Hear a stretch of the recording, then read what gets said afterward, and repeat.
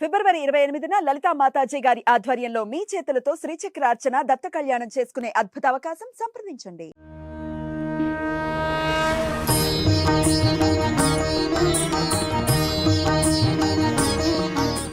శరణాగతి మార్గం కార్యక్రమానికి అందరికీ స్వాగతం. ఈరోజు మనం మాట్లాడుకోబోతున్న అంశం, గుడికి ప్రతిరోజు వెళ్తే మంచిది అని కొంతమంది చెప్తారు. మరీ ముఖ్యంగా మా చిన్నప్పుడు మా ఇంట్లో తాతగారు చెప్పేవారు, ప్రతిరోజు స్కూల్కి కాలేజ్కి వెళ్ళే ముందు మా సందు చివరి ఒక గుడి ఉండేదన్నమాట. చక్కగా ఒక 5 నిమిషాల ముందరెళ్ళి దేవుని దర్శనం చేసుకొని పని స్టార్ట్ చేయండి అని. కాకపోతే ప్రాక్టికల్గా రోజు గుడికి వెళ్ళడం అనేది గుడ్ ఆర్ అంటే బ్యాడ్ ఆప్షన్ లేదు, కానీ ఎంతవరకు కుదురుతుందా లేదా అన్నది పాయింట్ పక్కన పెడితే, మొక్కుగా అనుకుంటే వెళ్ళాలి, రోజు వెళ్ళాల్సిన అవసరం లేదు అన్నది కొంతమంది చెప్తున్నమాట. ఎక్కడుంటే అక్కడ ఆ భగవంతుడిని తలుచుకోవడమే ఆయనకి కావాలి, గుడికొచ్చి నన్ను చూస్తేనే నేను మిమ్మల్ని కరుణిస్తా అని ఆయనేమనరు అని ఇంకొంతమంది చెప్తారు. అసలు ఈ రోజు గుడికి వెళ్ళాలి అన్న పాయింట్ వెనకాల ఉన్నటువంటి ఆ స్పిరిచువాలిటీ ఏంటి? రోజు గుడికి వెళ్ళడం 100% మంచిదే, కానీ వెళ్తేనే మంచి జరుగుతుంది అన్న అంశం గురించి అడిగి తెలుసుకుందాం. వైష్ణవ సాంప్రదాయ ప్రచారకురాలు పద్మజ రామన్ శాస్త్రి గారు ఉన్నారు, ఆవిడతో ఒకసారి కనెక్ట్ అవుదాం. అమ్మ నమస్కారం. నమస్తే అండి. దివ్య తిరుపతుల్ని చూడమని చెప్తారు, గుడికి వెళ్ళమని చెప్తారు. మేబీ మీ ఆన్సర్ ఏంటో కూడా నేను ఎక్స్పెక్ట్ చేసేస్తున్నాను. వెళ్ళమనే చెప్తాను. అయితే వెళ్ళకపోయినా ఇంట్లో ఉన్న దేవుడు దేవుడు కాదా అంటే, ఖచ్చితంగా ఇంట్లో ఉన్న మన చేతులతో ఆరాధనలు అందుకున్నటువంటి పటన్ రూపంలో ఉన్న, మూర్తి రూపంలో ఉన్న ఆయన కూడా దేవుడే. 100% అందులో సందేహమే లేదు. అయితే ఇంట్లో మనం ఎంతసేపు ఆరాధన చేస్తాం, ఎంత ప్రశాంతంగా చేయగలుగుతాం, ఎంత ప్రశాంతత కుదురుతుంది ఇంట్లో, గుడికి వెళితే ఎంత ప్రశాంతత ఉంటుంది, ఈ క్యాలిక్యులేషన్స్ మీద డిపెండ్ చేసుకొని పెద్దలు మనకి ప్రతిరోజు గుడికి వెళ్ళమని చెప్పారు. ఎందుకంటే ఇంట్లో తిరువారాధన లేదా పూజ అంటే ఉదయం పూట ఒక గంట లేదా ఒక అరగంట, సాయంత్రం పూట ఒక 10 నిమిషాలు, పావుగంట లేకపోతే అరగంట, ఎవరి వీలును అనుసరించి వాళ్ళు ఉభయ సంధ్యాలలో దీపం పెట్టేవాళ్ళు ఉంటారు. ఓన్లీ ఉదయమే తిరువారాధన చేసేవాళ్ళు ఉంటారు. ఏదైనా ఇంతవరకు మాత్రమే. అదే కోవెలకు వెళ్ళాం అనుకోండి, అక్కడ ఏమిటంటే అర్చామూర్తిని ప్రతిష్టాపన మహోత్సవం అంటూ కొన్ని వైదిక నియమాలను అనుసరించి, ఆగమ శాస్త్రాలను అనుసరించి ప్రతిష్ఠ చేస్తారు. ప్రతిష్ఠ చేసేటప్పుడు ఏమిటంటే దాంట్లో నవరత్నాలు వేయటం, అక్కడ ఇంకా రకరకాల అయినటువంటి పద్ధతులు ఉంటాయి. వైదిక పద్ధతులతోటి ఆ మూర్తిని ప్రతిష్ఠ చేస్తారు. చేయటం మాత్రమే కాదు, ప్రతిరోజు తిరుమంజనం చేస్తూ ఉంటారు. అక్కడ ప్రతిరోజు కాకపోయినా కొన్ని వారానికి ఒకసారైనా ఏదైనా రెగ్యులర్గా అక్కడ చేసేటువంటి శాస్త్రీయమైనటువంటి ఆగమ శాస్త్రాన్ని అనుసరించేటువంటి ఆరాధనలు, వీటి మూలంగా ఆ మూర్తిలో ఒక తేజస్సు, ఒక శక్తి అనేది ఉంటుంది. ఎప్పుడైనా చూడండి, ఆలయాలు అనగానే ఇలా ఒక గోపుర నిర్మాణం కనిపిస్తుంది, బయట ధ్వజస్తంభం కనిపిస్తుంది. అలాగే ఒక ప్రశాంతమైనటువంటి వాతావరణం. అక్కడికి వెళ్ళి ఒక 10 నిమిషాలు కూర్చున్నా, ఇవాళ ఎందుకనో మనసు భలే ప్రశాంతంగా ఉందండి, అల్లకల్లోలంగా ఉందని గుడికి వెళ్ళాను, చాలు మనసు ఒక స్టెబిలిటీ వచ్చింది, కుదుట పడింది అని అనుకుంటూ ఉంటారు. అవునా? అదే ఇంట్లో ఉంటే రాదు. ఎందుచేతన అంటే ఇంట్లో ఉన్న అట్మాస్ఫియర్ కానీ, మనకి ఇంట్లో ఉన్నటువంటి పరిస్థితులు కానీ ఆ విధమైనటువంటి ప్రశాంతతను కల్పించలేవు, మనసు మీద ప్రభావం చూపించలేవు. అదే గుడిలో అయితే అక్కడ చేసేటువంటి అభిషేకాల కారణం కావచ్చు, ప్రతిష్టాపన మహోత్సవంలో యంత్రం పెట్టిన దాని కారణంగా కావచ్చు, నిత్యం అర్చకులు చేస్తున్నటువంటి ఆరాధన రూపంగా కావచ్చు, ఇక అక్కడ జరిగేటువంటి ఉత్సవాలు, ఇవన్నీ ఇళ్లలో మనం చెయ్యం. ఉత్సవాలు ఏవైనా కానీ గుడిలోనే కొన్ని ఉత్సవాలు. ఆఖరికి మనకి పర్యంకాసనం కూడా ఒకసారి సెపరేట్ ఎపిసోడ్ గా చేసుకున్నాం. ఇంట్లో ఉన్న పెరుమాళ్ళకి పర్యంకాసనం సమర్పించవచ్చా, అంటే పవళింపు సేవ చేయవచ్చా అని. కాబట్టి ఇలాంటి సేవలవన్నీ కూడా జరిగేది గుడిలో ఉన్నటువంటి శ్రీమూర్తికి.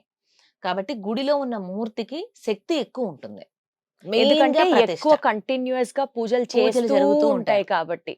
అక్కడికి వెళ్ళడంతో ఒక పాజిటివ్ వైబ్రేషన్స్ వస్తాయి. మనకి సైంటిఫిక్ గా కూడా చూసినట్లయితే అలా నిరంతరం ఆ మూర్తి మీద అలాగా ఆ వాటర్ అలా, మనకి సైంటిఫిక్ గా చెప్పాలంటే తీర్థం ఇలాగా అభిషేకం చేస్తూ ఉంటే ఆ మూర్తిలో ఒక శక్తి పెరుగుతుంది. అక్కడ ఉన్నటువంటి పంచలోహ మూర్తులే కావచ్చు, రాతి మూర్తులే కావచ్చు, ధ్రువమూర్తులు అంటారు. అలా దేవాలయంలో ఉన్నటువంటి మూర్తికి ఉండేటువంటి శక్తి కానీ, అక్కడికి వెళ్ళటం వల్ల వచ్చేటువంటి మానసిక ప్రశాంతత కానీ దృష్టిలో పెట్టుకుని ప్రతిరోజు ఆలయానికి వెళితే మంచిది అని చెప్పారు. మనం ఇంట్లో కూర్చుంటే ఆ ప్రశాంతత మనకేమిటంటే డివైడ్ అయిపోతూ ఉంటుంది. మన మైండ్ ఏంటంటే కాన్సన్ట్రేషన్ తక్కువ ఉంటుంది. ఇంట్లో 14 పనులు కనిపిస్తూ ఉంటాయి, గుర్తొస్తూ ఉంటాయి. ఆ పని చేయాలి, ఈ పని చేయాలి. ఇంట్లో ఉన్నటువంటి తిరువారాధన పెరుమాళ మీద కన్నా కూడా గుడిలో అక్కడికి వెళ్ళి కూర్చున్నప్పుడు ఇవన్నీ కట్ చేసేసుకుంటాం ఆటోమేటిక్ గా మనం. అక్కడికి వెళ్ళినప్పుడు ఆ పనే చేయాలి అని ఒక మైండ్ సెట్ కూడా మనిషికి వచ్చేస్తుంది. ఇంట్లో ఏంటంటే మైండ్ ఏంటంటే విభజన చేసుకుంటాం. ఈ పని చేయాలి, ఆ పని చేయాలి, ఆ పని చేయాలి ఇవన్నీ గుర్తొస్తూ ఉంటాయి. అవును. ఆ పూజ దగ్గర కూర్చున్నప్పుడు ప్రశాంతత కుదరదు. మెయిన్‌గా మనిషి మానసిక ప్రశాంతత కావాలన్నా, భగవంతుడి మీద ఐకాంతికంగా ఆరాధన చేయాలన్నా, భక్తిపూర్వకంగా, సభక్తిపూర్వకంగా ఇంట్లో కన్నా కూడా 100 రెట్లు మెరుగు ఆలయాల్లో వస్తుంది. అమ్మ మనిషి బ్లడ్ ప్రెషర్ గుడిలో ఉన్నంత సేపు తగ్గి ఉంటుంది. హ్మ్. గుడి ప్రాంగణం నుంచి బయటకొచ్చిన తర్వాత హెచ్చుతగ్గులు వస్తే రావచ్చు గాక. బికాజ్ మీరు అన్నట్లుగా వేరే వేరే ప్రశాంతత. ఆ! వేరే వేరే పనులు గుర్తు రావచ్చు, టెన్షన్‌లు గుర్తు రావచ్చు. ఇలా కొంతమంది చెప్తారు. కానీ ఆ! అదంతా మీ మైండ్ సెట్‌లోనే ఉంటుంది. మీరే మరీ ఎక్కువగా స్పిరిచ్యువల్‌గా కనెక్ట్ అవుతున్నారు అని కొంతమంది మాట్లాడుతున్నప్పుడు, హ్మ్. సైంటిఫిక్‌గా గూడా గుడిలో ఉంటే మన హార్ట్ బీట్ రెగ్యులరైజ్ అవ్వడానికి కానివ్వచ్చు, బ్లడ్ ప్రెషర్ నార్మలైజ్ అవ్వడానికి కానివ్వచ్చు, సైంటిఫిక్‌గా ఏమన్నా రిలేషన్ ఉంటుందా? అక్కడ పంచలోహ మూర్తులు ఉంటాయి కదమ్మా! హ్మ్. వాటి మీద పైనుంచి అలా తీర్థం అందుకే నేను మీకు చెప్పా సైంటిఫిక్ రీజన్ కూడా ఉంది అని. అలా ఆ మూర్తి మీద అలా పైనుంచి ఆ అభిషేకం పడుతూ ఉంటే, ఆ పంచలోహాలు పైనుంచి పడేటువంటి ఆ తీర్థానికి ఆ శక్తి అనేది ఆటోమేటిక్‌గా వస్తుంది. హ్మ్. ఆ మ్యాగ్నెటిక్ వేవ్స్ లాగా అక్కడ ఉండేటువంటి ఆ వాతావరణం అంతా కూడా మనిషి యొక్క మెదడుని ప్రభావితం చేస్తుంది. హ్మ్. మనకు చూడండి మనసే మన ఏవ మనుష్యాణం కారణం బంధమోక్షయోహం అంటారు. ఈ మనసు మీద ప్రభావం చూపుతుంది. ఆ మనసే కదా మనకి కుదురుగా కూర్చోవాల్సింది కూడా భగవద్ ధ్యానంలో గాని, చింతనలో గాని. అందుకని ఎప్పుడు కూడా మెడిటేషన్ హాల్స్‌లో కూడా చూడండి. ఏమి ఇంకా డిస్టర్బెన్సెస్ లేకుండా ప్రశాంతంగా మనసు లగ్నం కావడానికి, ఆ బయటుండేటువంటి వాతావరణ పరిస్థితులే కావచ్చు, హాల్‌లో ఉండేటువంటి ఆ ప్లెజెంట్ అట్మాస్ఫియరే కావచ్చు, కామ్‌నెస్సే కావచ్చు, మనకి మనసు లగ్నం కావడానికి దోహదపడతాయి. ఇంట్లో రణగణ ధ్వనుల మధ్య మనకెక్కడ కుదురుతుంది ప్రశాంతత? హ్మ్. కాబట్టి బీపీ, షుగర్ ఎప్పుడొస్తాయి? పెద్ద పెద్దగా అరుపులు, కేకలు ఇవి విన్నా గూడా మనసు ఆందోళన చెందుతూ ఉంటుంది. చెందుతుంది. అవునా? అవును. అవును. ఎప్పుడైతే మనసు ప్రశాంతంగా చుట్టూ పరిస్థితులన్నీ కూడా కామ్‌గా ఉంటాయో ఆటోమేటిక్‌గా మనలో ఉండేవన్నీ తగ్గిపోతూ అంటే ఉంటాయి. రోజు గుడికి వెళ్ళాలంటారా? ప్రతిరోజు అవకాశం ఉంటే ఒక్క 10 నిమిషాలైనా ఆ స్వామిని వెళ్ళి మనం స్వామిని ఎలా ఉన్నారు? మీకిక్కడ అన్ని ఉత్సవాలు జరుగుతున్నాయా? నివేదనలు అన్ని పద్ధతి ప్రకారంగా జరుగుతున్నాయా? మనసులో అక్కడికి వెళ్లి స్వామిని నేరుగా అడగక్కర్లా. వెళ్లి మనం మనసులో కోరికలు చిట్టా చెప్పుకోవడం కోసం వెళ్ళమని నేనసలు ఎప్పుడూ చెప్పను. అవును. మీరెప్పుడు చెప్పరు అదే మాట. స్వామి అక్కడ నిలబడి నిలువు కాళ్ళ మీద మన కోసం ఎదురు చూస్తూ ఉంటాడండి. వస్తాడు నా భక్తుడు, వస్తాడు నా భక్తుడని. ఎందుకు తల్లిదండ్రులు రోజు వెళ్లి కలవాలని చెప్తారు? హ్మ్. ఊళ్ళోనే ఉంటారు. కొడుకు ఎక్కడో ఉంటాడు. తల్లిదండ్రులు ఎక్కడో ఉంటారు. రోజుకోసారైనా ఫోను మాట్లాడాలి. రోజుకోసారైనా వెళ్లి కలవాలి. దేనికి? హ్మ్. ఆ బాండింగ్ ఉంటుందనే గదా! అవును. భగవంతుడు మనకి ఈ ఒక్క జన్మకి కాదండి తల్లి, తండ్రి. ప్రతి జన్మకి తల్లి, తండ్రి. ఆయన మన కోసమని అర్చామూర్తిగా అక్కడ వేంచేస్తున్నాడు. నిజంగా శ్రీమన్నారాయణుడే ఆ అర్చామూర్తిలో వేంచేస్తున్నాడు. అది రాయో, రప్పో కానే కాదు. అందుకనే ప్రతిష్ఠ కాకముందు కళ్ళకిట్లగా గంతలు కట్టేసుంటాయి. అవును. ప్రతిష్ఠ సమయంలో కరెక్ట్‌గా ఆ ముహూర్తానికి ఇట్లా తీస్తారు. అంటే ఆ మూర్తిలో ప్రాణాన్ని ప్రతిష్ఠ చేస్తున్నారు. ప్రాణ ప్రతిష్ఠ అని అంటారు అందుకనే.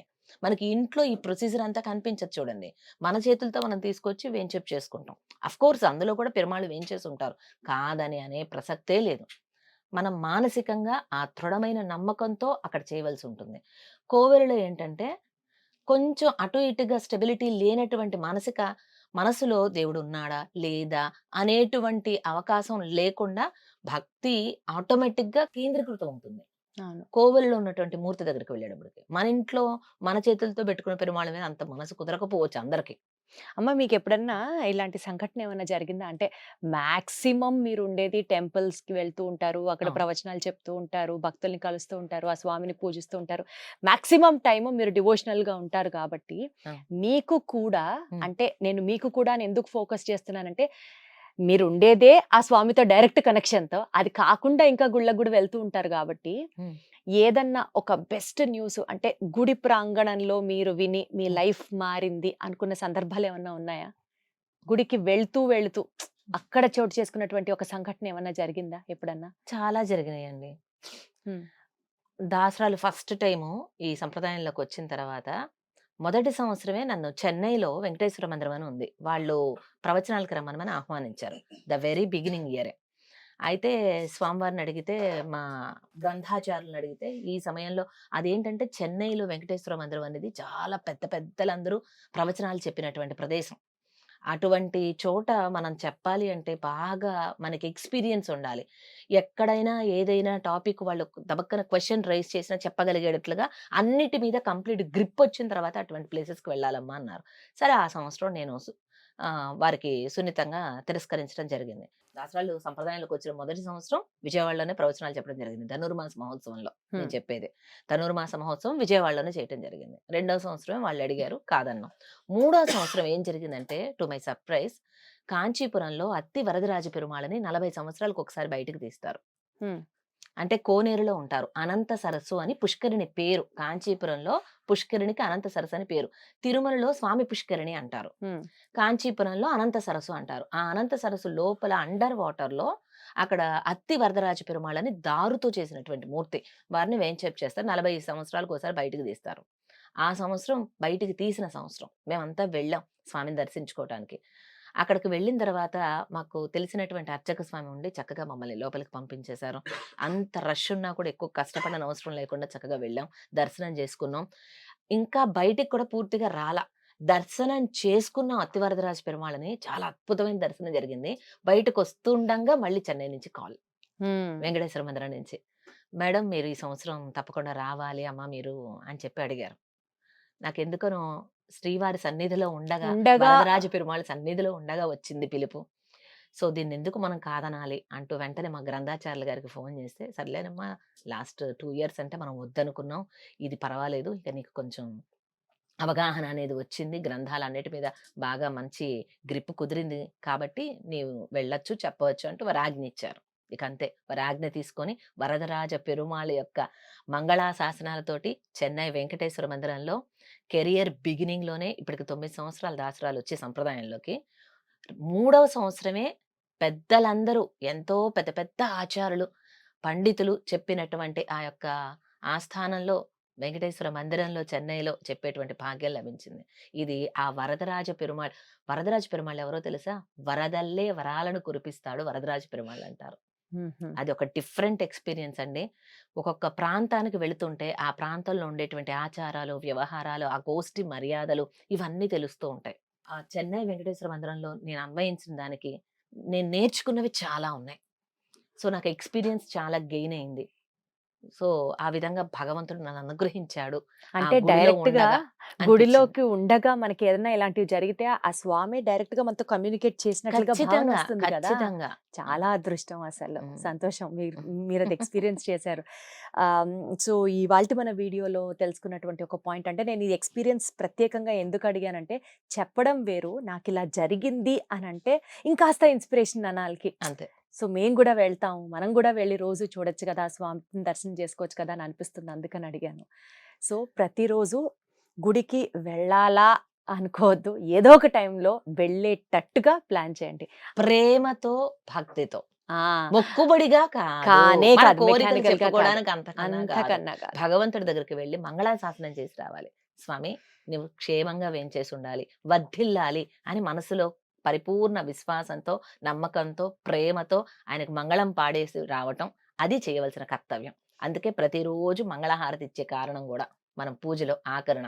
ప్రతిరోజు పూజ చాలా మంది చూడండి పూజ చేయటం వచ్చినా రాకపోయినా, స్తోత్రాలు చదవడం వచ్చినా రాకపోయినా, అష్టోత్తరాలు చేయడం వచ్చినా రాకపోయినా, అంత పుష్పం పెట్టి, దీపారాధన చేసి, పుష్పం పెట్టి, ఒక అగరబత్తి వెలిగించి, మంగళాశాసనం చేస్తారు. ఎందుకు? ఇదే మన స్వరూపం కాబట్టి. ఆయన మంగళంగా ఉండాలని కోరుకోవటం. అందుకని అర్థమైంది. హారతి ఇచ్చేసి, అక్కడితో పూజ ముగిస్తాం. ఆయనకి నివేదన చేసి చేసి హారతి ఇచ్చి. యాహ్! హ్మ్. ఇది. సో, ఇవన్నిటితో పాటు ఎప్పుడు అమ్మ చెప్పే పాయింట్ ఈసారి నేను కంక్లూడ్ చేస్తున్నాను. Where there is a will there is a way. గుడికెళ్ళడానికి కుదురుతుందా అంటే కుదరదు. కుదిరించుకుంటే తప్పకుండా కుదురుతుంది. కదమ్మా! యెస్. అవకాశం ఉన్నప్పుడల్లా వెళ్ళండి. రోజు వెళ్ళలేని వాళ్ళు పోనీ. హ్మ్. అలా అయినా వారంలో కొన్ని చేయొచ్చు. రోజులు మనం నియమంగా పెట్టుకుంటేనే వెళ్ళగలుగుతాం. అవును. ఎప్పుడైనా ఏదైనా కొంచెం సడలించుకుంటే మనం కూడా రిలాక్స్ అయిపోతాం అంతే. అయిపోతాం. ఈ లౌకికల్లో పడిపోవడానికి అట్టే సమయం పట్టదు. కాబట్టి భగవంతుడితో ఒక కనెక్షన్ మెయింటైన్ చేయాలంటే ఆయన దగ్గరికి ప్రతిరోజు వెళ్ళేటువంటి ప్రయత్నం చెయ్యండి. చేస్తే అద్భుతం. మంచిది. ధన్యవాదాలు. థాంక్యూ. సర్వం శ్రీకృష్ణ శ్రీకృష్ణార్పణమస్తు. అర్పణమస్తు.